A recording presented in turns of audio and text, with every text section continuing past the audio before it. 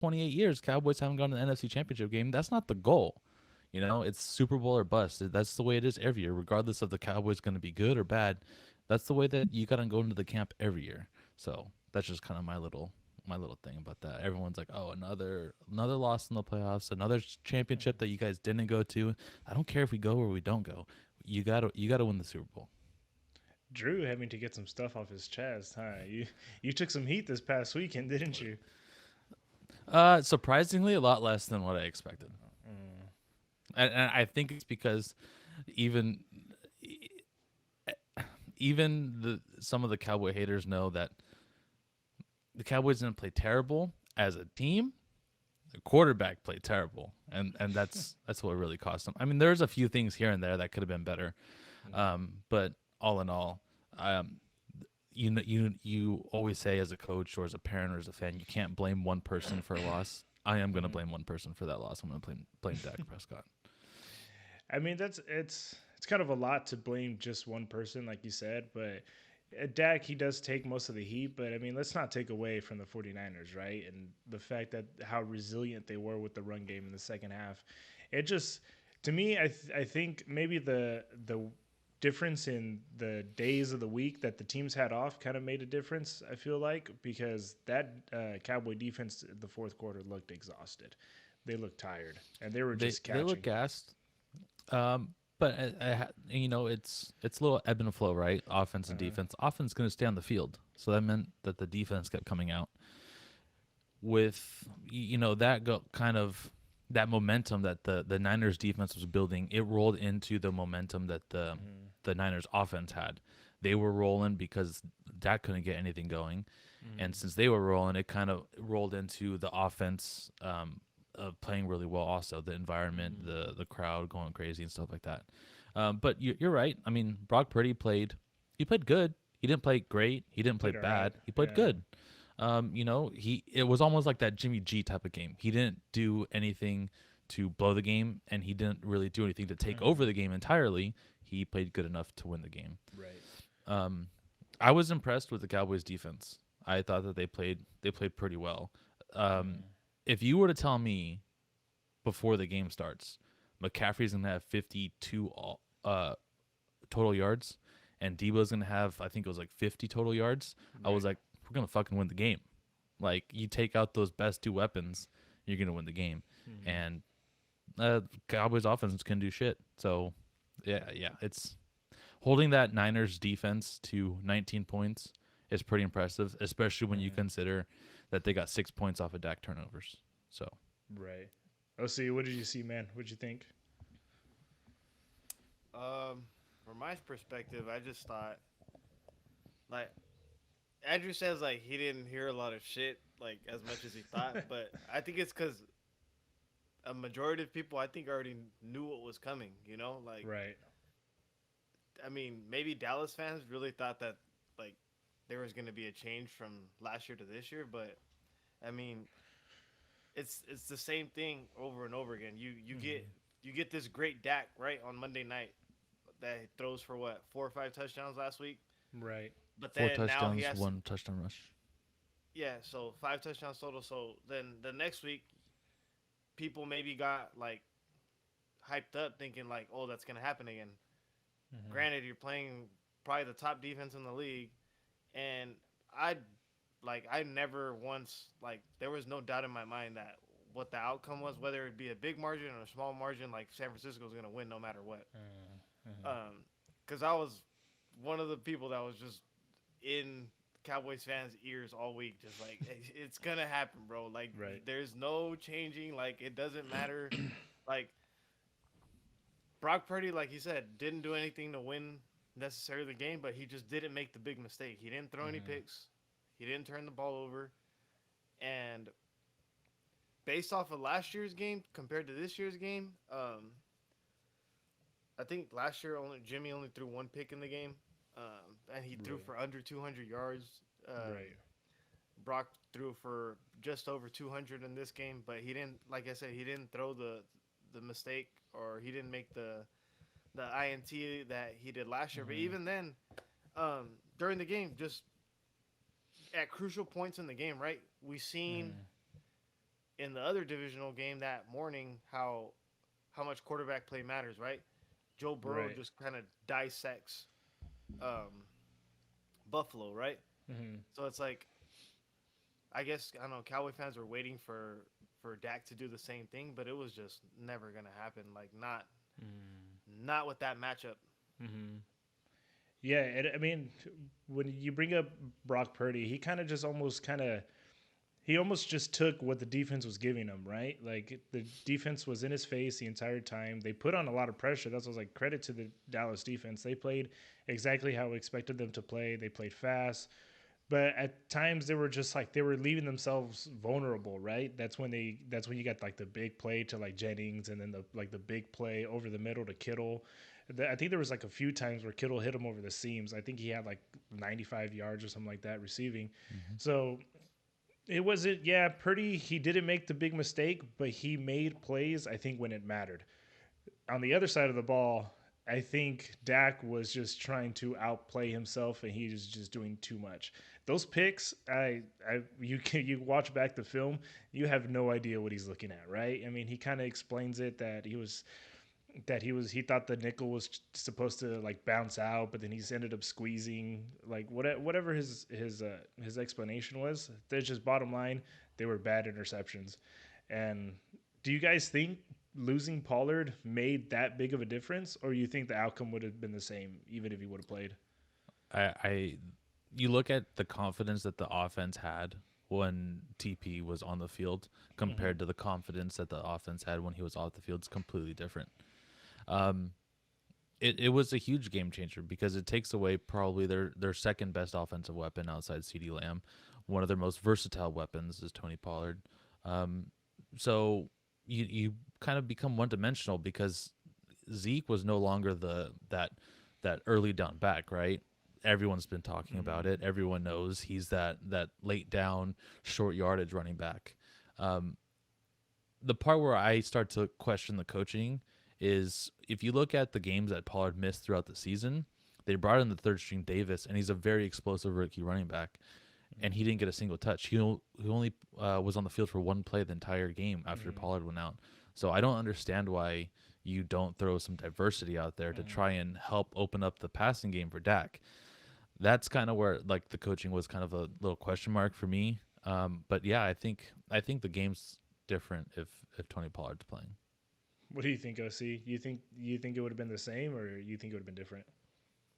Yeah, like I do agree that Tony Pollard had a huge impact on Mm-hmm. probably the outcome, but I still think at the end of the day, like Dak's mistakes were what was going to carry the or what was going to be the difference. Either he was Right. going to help you win the game, or he wasn't. And I talked last week about how I wanted to see how Purdy was going to do like down the stretch. Mm-hmm. You know, he had that. I didn't even think he had played a close game, right? Besides, and then you guys brought up the Raider game. Mm-hmm. But I said, what about when it matters? So that game was neck and neck the whole way, and then they finally had that big play to Kittle down the middle in the fourth quarter, and that That was drive the that difference maker, right? yeah. So Mm-hmm. so that was what I wanted to see. I wanted to see if he could make a play or make a drive or make something happen when the Mm-hmm. game was on the line, and I think he did it with that drive where they sealed it up with McCaffrey's touchdown. Right. And I think it was like improvisation with Purdy, because I think they were talking about how Kittle wasn't even supposed to run a route. Like he was just, I guess he was kind of just sneak up into the seam. He was supposed to be like a hot route or whatever, or just kind of just block. And then Kittle even said himself, like he wasn't even in Purdy's possession, or whatever the route tree is called. And I guess he just made a play, right? Just improvised. And I guess, yeah, that ended up being the difference maker. Um, when it comes to Pollard, man, I'm not sure if that outcome changes. I mean, maybe he makes the game a little bit more interesting, but fact of the matter is that Dak had already thrown one interception, and if I'm not mistaken, was it that same drive that Pollard got hurt where he threw the second pick, or am I mistaken? When Tony Pollard plays, Dak throws the ball no more than 26 times. He threw the Mm-hmm. ball over 45 times Mm-hmm. like that game. I think he has a huge impact. Whether it was going to be good or bad, it completely changes Right. the offense. Mm-hmm. because you have this asset in the backfield that you can give the ball to. You Mm-hmm. watch that game in the second half, the Cowboys stopped running the ball because Zeke can't run the ball in early downs anymore. Right. He's not that guy. So it does. I disagree. I think it completely 100% changes Mm-hmm. the outlook and the game plan that the Cowboys had to run with in the second half. Mm-hmm. Now, does it make the offense better? Yes. Is it going to be a different result? That we'll never know. But I Right. think it completely changes the game entirely. Mm-hmm. OC, man, I know how much you love talking shit about the Cowboys, dude. And my brother was showing me your Instagram stories, and dude, you were going in on them. You were going hard. Oh man, it was just inevitable. Like I had everything waiting, but You had like I it. You think had them all the chamber, huh? Ready to go. yeah, it was ready. But like I think a big difference was that their third down conversions. Because I think last week, Right. like Dallas was like almost like 75% right on third down Mm-hmm. on converting, and this past week they went 5 for 15 on third downs. They couldn't keep drives alive, and I Right. mean San Francisco wasn't like that much better. They were there 50%, but I mean still like that's where you keep a lot of your drives alive and you keep Mm-hmm. yourself in rhythm and you keep the game going, right? Right. And last week against Tampa, that's where I seen that Dallas like was able to once after the first like couple drives that they kind of stalled out. That's where they kind of kept the game alive. Like every time that Tampa thought they were gonna get Dallas off the field, they couldn't, Mm-hmm. right? And Right. this past week, every time that Dallas kind of needed a big play or needed to keep the drive alive, it's like they couldn't get a conversion to save their Mm-hmm. lives. And I mean, I think that was a big difference too in the game. Right. Where do you guys think Dallas goes from here? Because I mean, it pretty much looks like they're probably going to end up losing Dan Quinn, right? He's probably going to go be a head coach somewhere. They're probably going to bring up. What do you guys think they do with their offensive coordinator? What do you guys think the situation is going to be with Mike McCarthy? Like, do you guys think it's going to change much? What's going to happen with Pollard? I mean, he's a free agent at the end of the season, right? Are they going Yeah. to be able to re-sign him after the injury? Or other teams are still going to want to take a chance on him? What do you guys think is going to go on? Well, I think you said the biggest loss is going to be Dan Quinn. Dan Quinn's Right. going to be gone. I'm sure that someone's going to pay him big. I think Kellen Moore will probably be gone too. I think he had a good enough season as the offensive coordinator to kind of get someone to worth like he's worth giving a shot to. Mm. Um, you talked about Tony Pollard. The injury, I'm going to assume, affects him just a little bit. Um, I I hate to see him go, but I have a feeling that a team's going to pay him more than what Jerry Jones is going to be able to offer him. Right. So there's just going to be a lot of question marks. There's, I think, close to like 20 guys that are free agents. And of those 20 guys, 7 or 8 of them are very impactful players. I think when you kind of look at it, um, your best bet is to re-sign a lot of the defensive guys that are free agents. Donovan Wilson, the safety number 6, he's probably the hardest hitting guy on the defense, and he's a safety. I think he's the biggest re-sign. And hopefully, with the new offensive coordinator, they find someone that can work well with Dak. And then you move into the draft after that. I think the Cowboys are roughly targeted to be in that ballpark of where they can get the Texas running back and kind of replace Tony Pollard. I sent a tweet yesterday, I think it was, to OC that says that people close to Zeke said that he's willing to take a pay cut going into next season, which is the smart thing to do because if he didn't take a pay cut, he probably would have got cut. And who knows where he'd be. He probably wouldn't be able to sign anywhere for a significant amount of money. So I think he is kind of visualizing he's going to retire a Cowboy probably in the next few years. So I don't know. There's a lot of question marks. You want to blame the quarterback right away, but it's not like there's a bunch of quarterbacks out there waiting to play in the NFL. And really not that many veteran quarterbacks that are better than Dak Prescott out there that Right. are looking for jobs. So I don't know, man. We just figure out who the new coaches are going to be and rebuild from there. Hopefully, Dak can find a way to win a big game. I don't know. OC, what do you think, man? Yeah, like I've been telling Drew for the past couple years, like I've thought Pollard should have been the guy like 2 3 years ago. Like his Right. production on yards per carry and his explosiveness, I just thought overshadowed, or I guess you could say undershadowed what Zeke's been doing. But Drew's been the one that's been telling me the only reason that you'll never see that or you haven't seen that is because of the loyalty that Jerry Jones has to his guys. Hmm. So it's like the article he sent me, like I was kind of like, yeah, sounds about right. I think Zeke sees the writing on the wall, Right. like, and we all see how running backs have basically like a time shelf in this league. Like it's maybe about max 7 years. If you get 10 years out of a running back, that's amazing. But Right. I mean, you see the drop off all the time. I mean, and you usually go with the younger guy on a rookie deal, you know, Hmm. or you pay the backup like half of whatever or a third of Hmm. whatever the main guy's getting. That injury sucks for Tony Pollard though, because it was a fracture, right, to his fibula. Yeah, it was a Yeah, he fracture needs and it was like a surgery. high ankle sprain too. Yeah. That sucks because It's I mean he.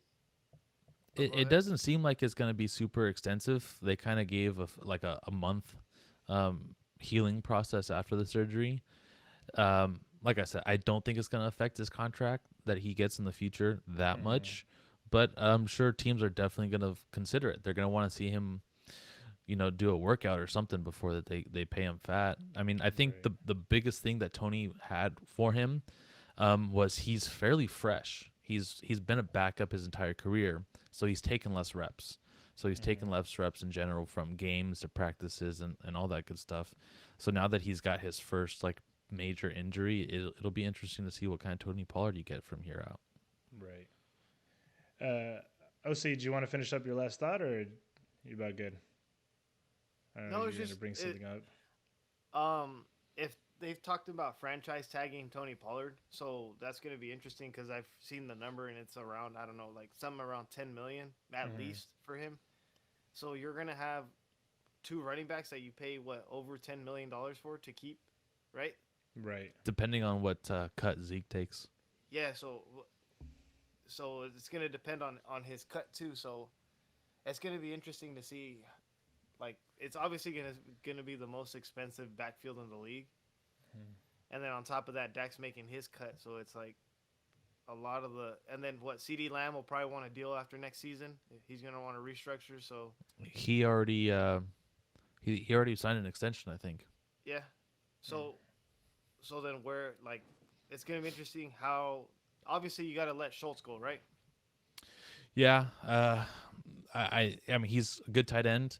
He's not up there to that like that Andrews, um, Kelsey and what's his fucking face, the caveman from the Niners. He's not at that level. Kittle. I can't think of his Damn, name right now. dude, how so salty, man? You just Uh, take the L, man. I'm not salt. I mean, he looks like a caveman. Um, but he's a good tight end. It's just it's money that you don't really need to spend when you look at how deep that tight end room was. Granted, they're not great. I mean, they're good tight ends. You, and there's a lot of teams that do well without having great tight ends. So I don't see them spending money on Schultz. Save the money and try and get a quality second receiver or a number one receiver, and you put CD back down to the two. But well, I think if you're going to invest money, you got to invest some money on weapons for Dak Prescott.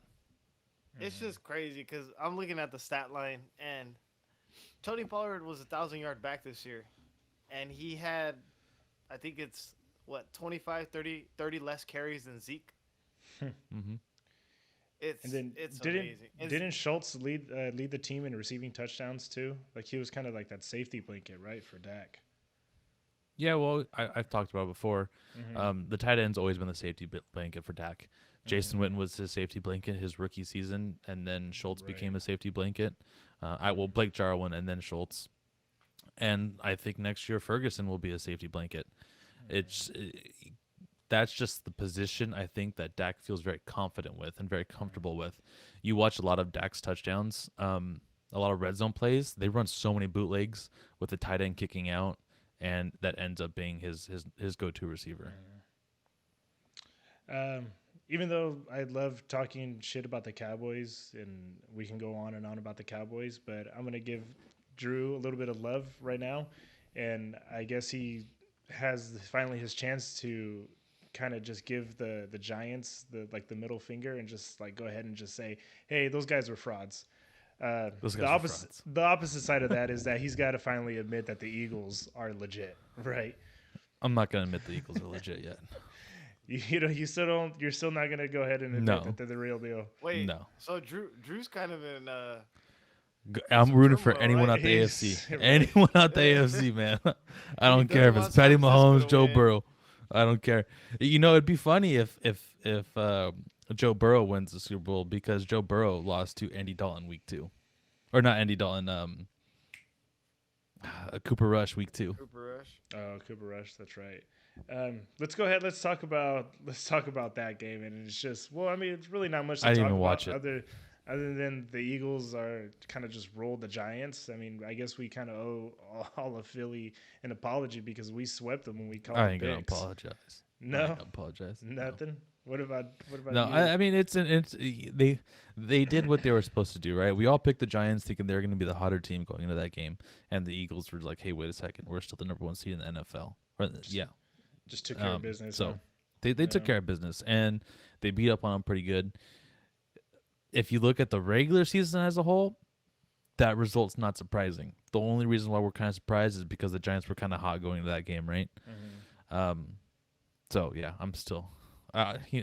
Unless the the Eagles win the Super Bowl, they're frauds in my opinion.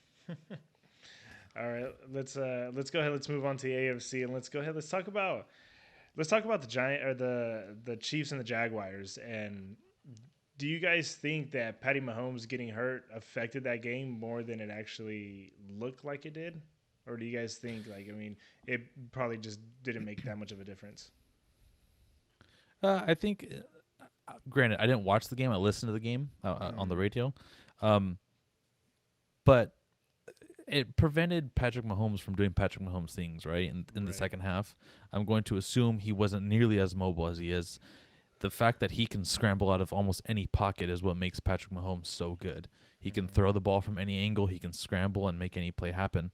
And without having that mobility, that completely changes the offense, right? He's this old school pocket pass quarterback Right. that never moves. So yeah, I think that helped the Jags. I was impressed with the Jags. It seemed like every single time that they had the ball, somehow they were starting some sort of drive. Right. It sputtered out on a lot of drives, and they weren't able to really convert into points. But they were driving down the field almost every single time. It seemed like they got the ball. So I will eat my words on the Jags. They were impressive this year. They really turned it around after about the halfway point of the season, and I'm going to assume next year they're going to be the easy favorites to win that division. Interesting. What about you, OC? What did you think about the Jags' performance? I thought. I mean, I knew they'd put up a fight, but like, I don't know. I guess that injury did make Mahomes look like, I guess you could say normal, like a regular Right. quarterback, Yeah. because we're used to seeing him like make these miraculous like sidearm throws and shovel Yeah. passes and no look passes. And after he came back from the injury, he kind of just like looked like an average dude. You know, he couldn't Right. even plant his foot. He couldn't even And hand the ball off. no, he was hobbling everywhere, and Yeah. he just looked average. Mm-hmm. I think a big part of his game is the mobility, right? Him being Right. able to get around stuff and maneuver and try to avoid the rush. That's a big part of his game. We didn't get And the backyard football Mahomes. We nope, just got just you just got a regular regular dude. Kirkland brand Mahomes. That Yeah, he's got a regular Mhm. guy that just back there, you know. That just And, wins I mean- divisional playoff games. That's all. casually. Yeah, Casually, Uh, half the and, man he is normally. let's get big big shout out to Chad Henne though for coming in and leading the. I think that was their longest drive of the game all year long. Right. Like it was like 98 yards or 97 some shit like Yeah, that, right? 98 yards.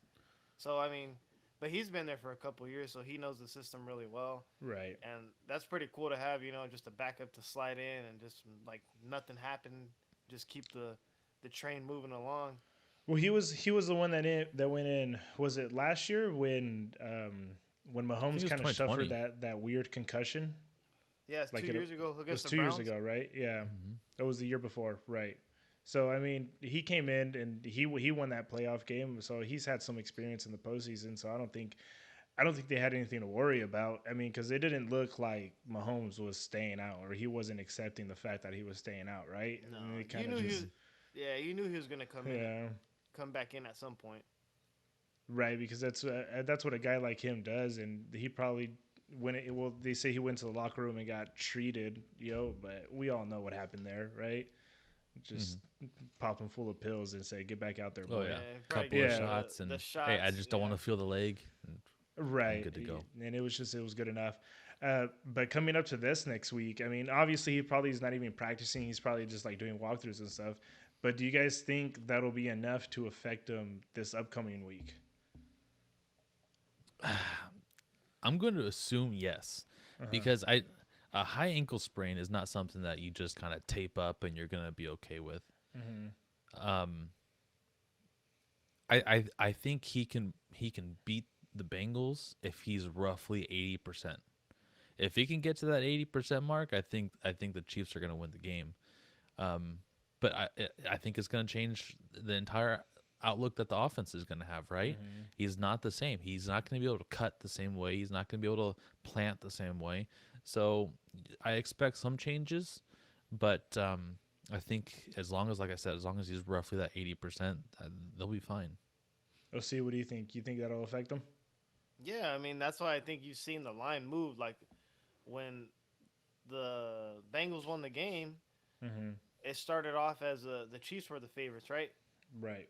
And then as soon as like they found out about the high ankle sprain, suddenly everyone in Vegas started moving the line and started putting the Bengals as a favorite. So now the Bengals are the favorite this week, Hmm. because people think like that's gonna be a big factor in the game, and I think it Hmm. is because all it takes is one. Well, let's. Yeah. So you were talking about how it was changing like the betting line, right? Ever since just the information came out about his injury. I thought, me personally, I thought that the Bengals should have been the favorite outright right off the bat because I think Burrow's 3-0 against the Chiefs all time, and he's Right. beaten them. He beat him earlier this year, and then he beat him in the AFC title game last year, and then he had Hmm. beat him like a couple weeks before the AFC title game last Right. year as well. So it's Hmm. like even the Bengals players, they're starting to call Arrowhead Stadium, they're calling it Burrowhead this week. So it's I don't think the Bengals are afraid of anybody. I mean we all sat here and thought right that old line was going to be a big factor, but Hmm. Burrow's just like bowling through everybody. And that's what I kind of wanted to ask you guys. I mean, what is it kind of our mistake not giving the Bengals enough credit? Because I mean, they're coming in hot into the playoffs too. I mean, they're the team that played in the Super Bowl last year. So are we just not giving them credit? Like, are we just flat out just overlooking them right now? Yes. Yeah. Yeah. I keep thinking, man, how do the Bengals do that? How do the Bengals Hmm. do that? I didn't think that they'd beat the Bills, and after that game, I'm like, how the fuck did they do that? Hmm. I don't know. I mean, granted, like we've talked about before, Josh Allen hasn't been playing great. The Bills haven't been playing that great, Hmm. but still, I was like, it was just a manhandle. Like it wasn't really close, right? It was like the Bills were out of it the whole time, and you just kind of slept on the Bills. The Bengals, they didn't have the best Hmm. start to the season, and then they just kind of like won and won and won. They weren't really blowing people out, so you just didn't pay attention to them. And for Hmm. me, honestly, it wasn't until the whole Demar incident that I was like, oh shit, the Bengals are, they only got like 4 losses. Like this is Right. interesting. Hmm. So yeah, you know what? I've been sleeping on the Bengals. I'm sure other people have been sleeping on the Bengals, and still, I think that they won't beat the Chiefs. But like OC said, Joe Burrow has success beating the Chiefs. So I don't know, man. I'm probably gonna sleep on the Bengals this weekend, and they're probably gonna dominate the Chiefs. I don't know. It's kind of weird how they're the runners up for their last year's Super Bowl, and it's just I feel like the media didn't give them enough attention this year, right? Like, I mean, we kind of everybody was kind of too quick to crown the Bills, right? Like at the Mm-hmm. beginning of the year, they crowned Josh Allen already as MVP. I think we did it too. Like I think some of us agreed that Josh Allen was going to be the MVP, but it's just like Joe Burrow and the Bengals had something going. Like it wasn't like they were like dominating, like you said, throughout the entire year. But it's kind of weird, right? That the media just didn't give them any attention. Is it just because maybe it's just the Bengals? Maybe it's just because of where they are in the country? What do you guys think it is? I think it's because everyone wrote off last year's Bengals as the Cinderella story. Like it was the The hey, dark you horse that guys just shouldn't have made a been run. there. Congrats, you guys beat Patrick Mahomes. It was a good run, but next year you guys probably won't do it because the real teams that are supposed to be good are going to be good and beat you guys. And so they're somehow, some way, again, they're the underdogs going into the playoffs this year, and they're proving to be, hey, we didn't fuck around from last year. We're not going to fuck around this year. So, yeah. What do you think, OC? I think the best comparison I can make this is to compare it to what Brady, Manning, and Roethlisberger used to be, right? There's that three-headed monster. You knew all three Right. were going to be in the mix, and for a while, like we said, we crowned Allen all year long. Like we knew he'd be there. We thought he'd be deeper in the playoffs. Mahomes obviously has been there, done that. But like, who was going to be the third guy? A lot of people said Herbert. A lot of people maybe said Lamar. But year after year, so like back-to-back years now, Burrow's sneaking into the AFC title game again. And it reminds me a lot of when it was always like, oh, Patriots, Colts, Brady Manning, and somehow Big Ben would slip in there, right? Like he held his teams like inside the mix. Like he was like, yeah, the Steelers are here too. So I'm starting to think like, you know, Allen is comparable to Manning. He has these great regular seasons, and he gets his team to dominate the regular season, and they always come in and have the one of the top two seeds, and they get bounced. They get bounced, and then here comes Burrow, like Big Ben, in clutch fashion, and he just wins games, right? And obviously, but I think the Mahomes is the Manning of. I mean, he doesn't have the Super Bowls yet, but he's won one at least. So it's a three Or headed. Mahomes is the Brady. Oh yeah, my Yeah, bad. yeah, Mahomes is yeah, a yeah. Brady. So it's just it's cool to see like the new generation kind of come in Right. and put on a show. And obviously, I think we do have the two best guys in the AFC going at it. So it's fun to watch. I think I saw a stat line that even last week, uh, Patrick Mahomes was the oldest quarterback in the playoffs. Right? Like that's I crazy. think That's I think crazy. I think Dak Or was it was older, but Dak. now, Sorry, it was yeah, Dak. But Dak. now it is Now it's it Patrick is Mahomes Mahomes. at Right. 27, right? Yeah. Like no, I think he's younger than that. Is he 26? I want to say. But I know it was like Dak was at 29, right? Dak at hmm 29. I think you're right. I think it is at 27. It's cool to But see because you're gonna anticipate these same teams next year and the year after that and the year after that. It's because of how young these quarterbacks are. I mean, if you take the Eagles out of it, this is pretty much a mere copy of it was last year. If it Yeah. wasn't for the Rams, right? Like if you replace the Rams uh, with the Eagles, it's exactly the same. Like it's hmm insane how these teams kind of just bounce back. And the Rams, how we thought they were the ones that were more likely to come back, had just completely fallen off, which is insane to me. But yeah, but I mean, let's talk a little bit more about the Bills and Josh Allen. Do you guys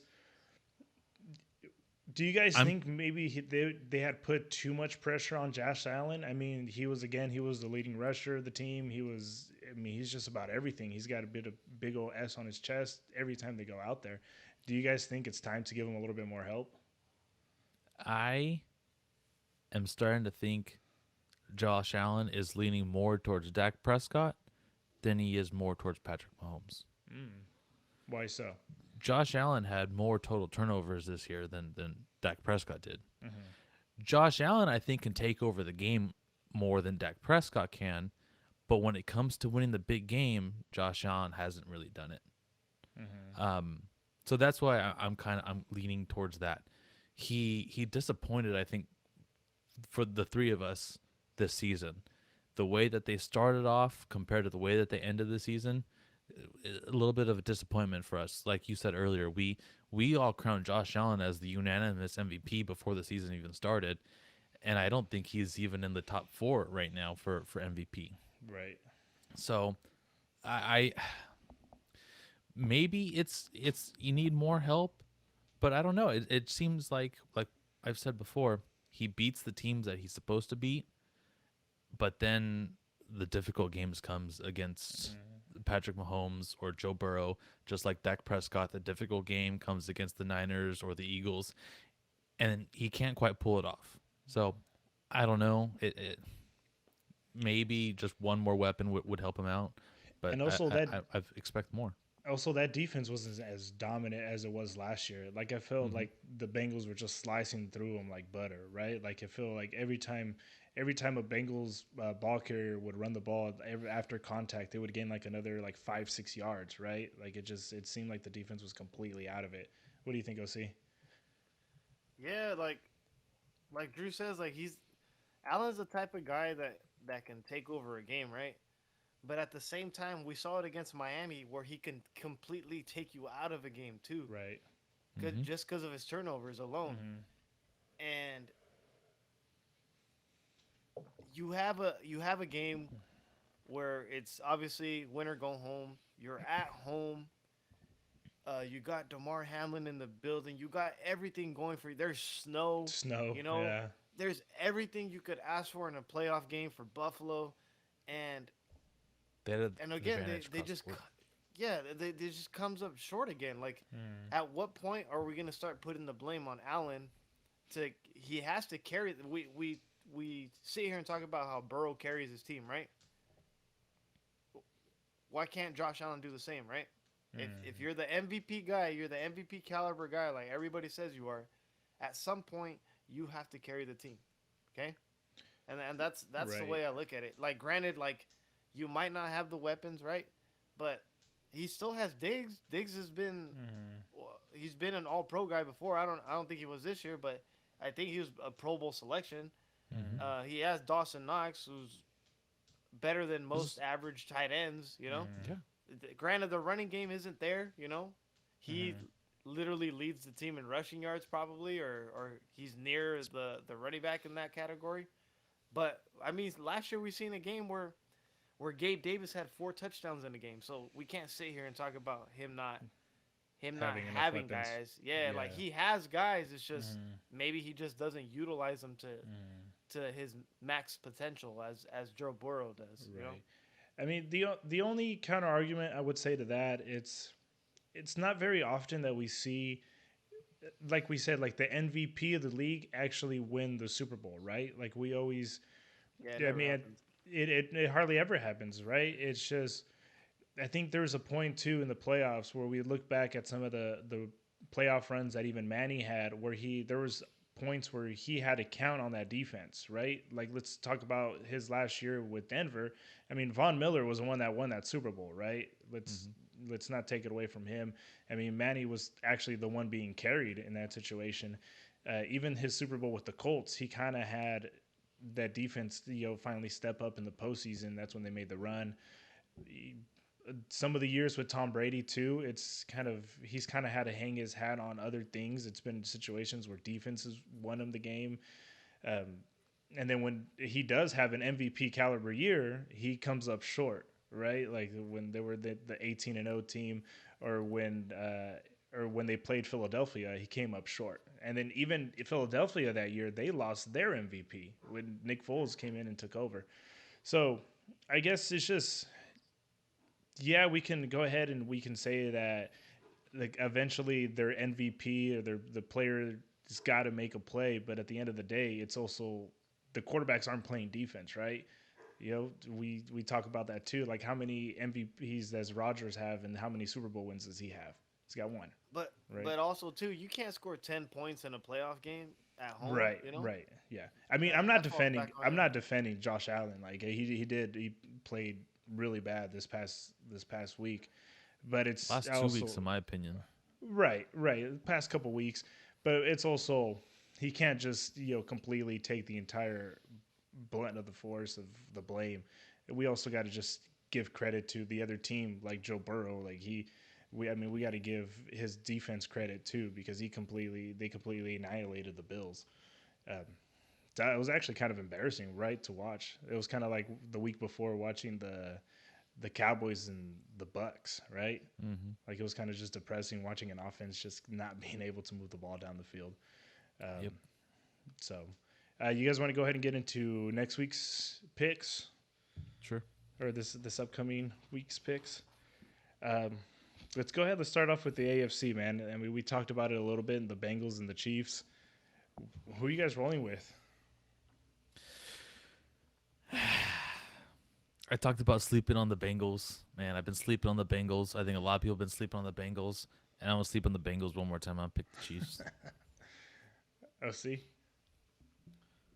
Man, Joe Burrow, that boy balling. I'm gonna go with Cincinnati. I'm actually going to go with Cincinnati, man. I feel like it's just one of those things where it's just the matchups. I feel like the matchups that the Bengals present, it's for whatever reason, it just gives the Chiefs defense fits. Um, maybe it is Joe Burrow, maybe it's just Jamar Chase having it's hard to cover him one on one, and whatever that defense decides to do with Patrick Mahomes, because I think it was last year that they beat him twice when most of the time they're only rushing like three defenders, right? And like Patrick Mahomes is like running around trying to make things happen, but it's just they blanket that coverage all over the place. Do you guys think they're going to about to do the same thing with that same system, or do you guys think they're going to bring pressure like they did against Josh Allen?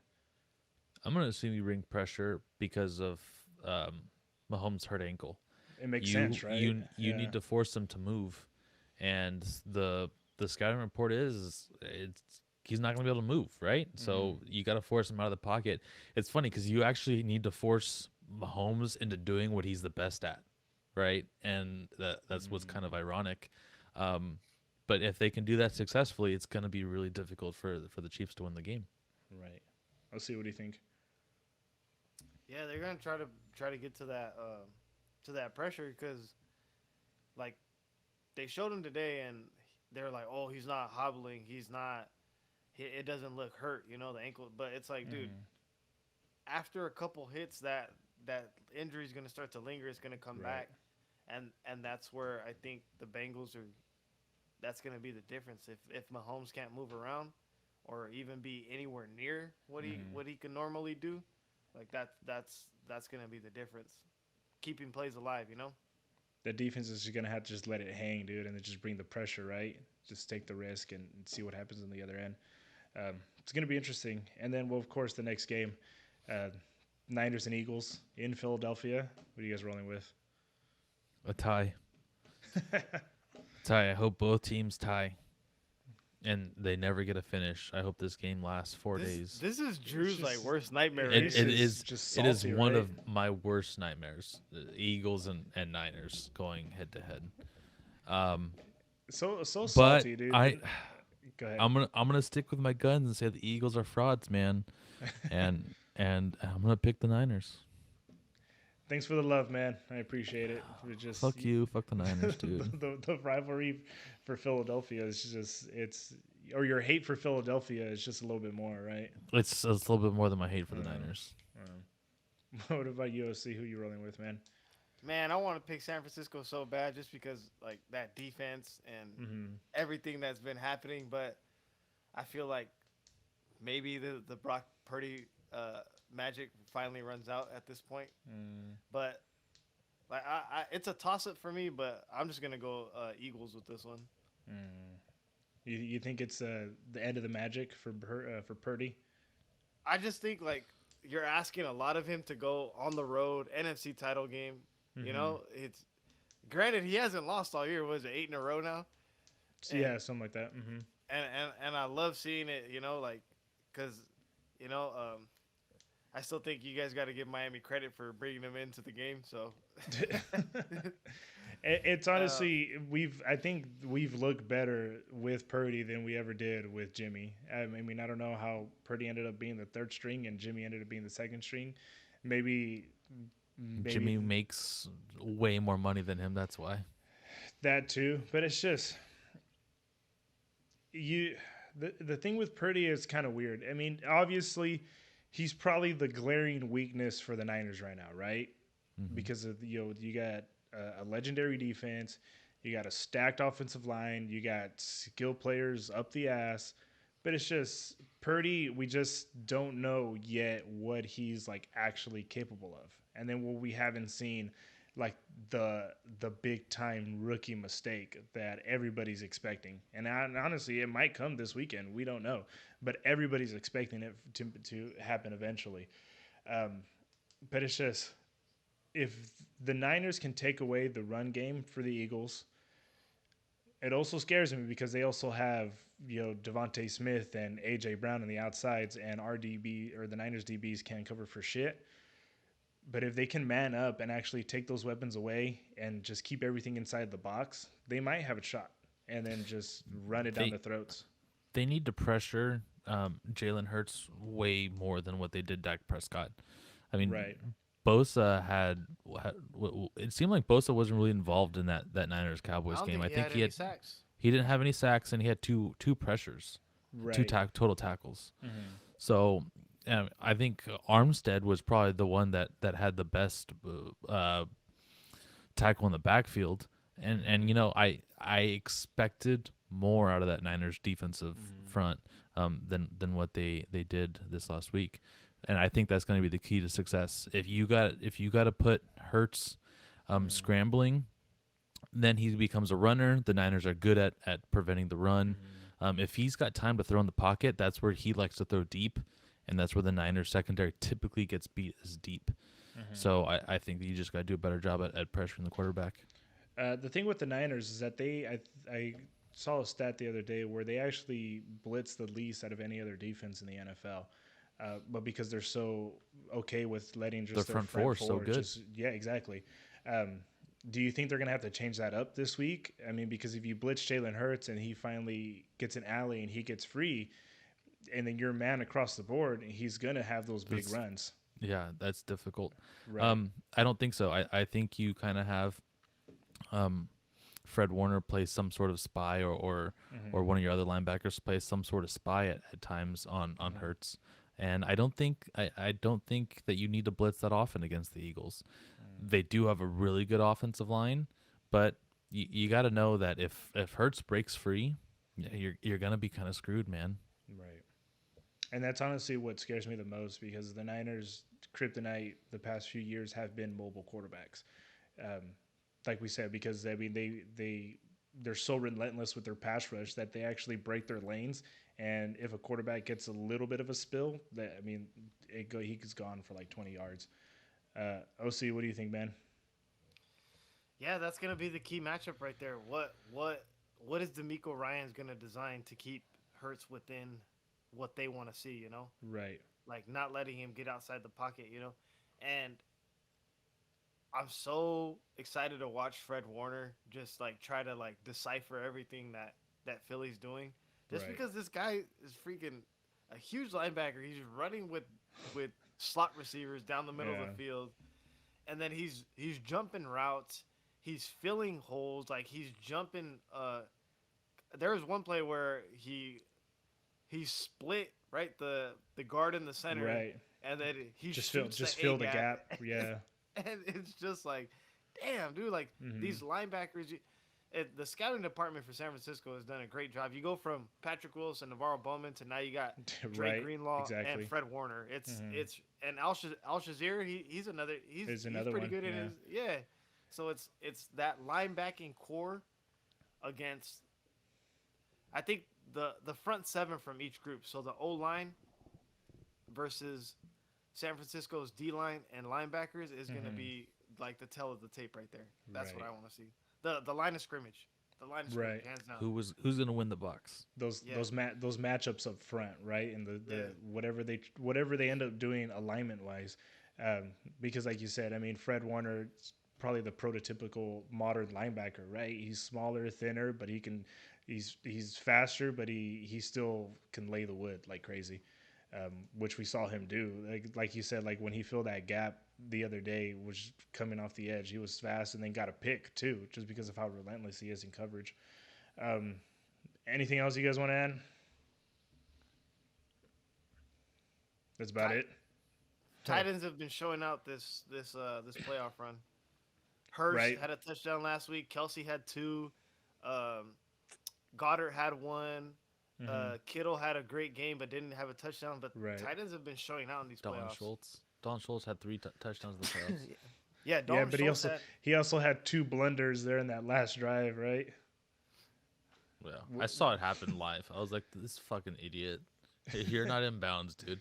That didn't change the outcome of the game. No, I just want to throw that back in your face. Yeah. You guys want to talk about that last play and just the big shit show that it was? Or? The design was there. Why? I don't understand. So it's gonna be a pass to the middle, right? And then he's gonna throw to the boundary where there's linemen at. Why is the most athletic person that we have the one catching the ball in the middle of the field? Kavonte Turpin ran for like an average of like 30 yards on punts and kickoffs. But why we throw the ball to him first for him to throw the ball to the next guy doesn't make any sense. He should be the guy behind the lineman. I don't know. I understand Andrew. what the idea was. It was just poorly execution. Hey Andrew, how much did it hurt to watch Turpin get tripped up by the kicker on the kickoff return?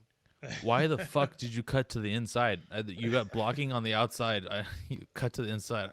I won't understand that one. It would have been Hey, fun hold on. watching the I game with you, got man. a question for you. I got a question for you, Drew. Does Brett Maher come back next year as a starter?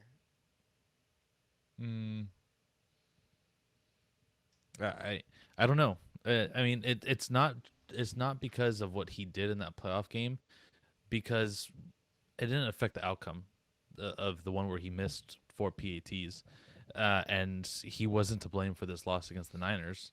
So I don't see why he doesn't at least get an opportunity to try out. If you guys remember, we talked. I think you and I, OC, at least talked before the season even started. The Cowboys went through like 4 kickers to finally land on Brett Maher. The Cowboys cut Brett Maher 2 years ago, and then they had Greg Zuerlein for 2 seasons. They cut Greg Zuerlein.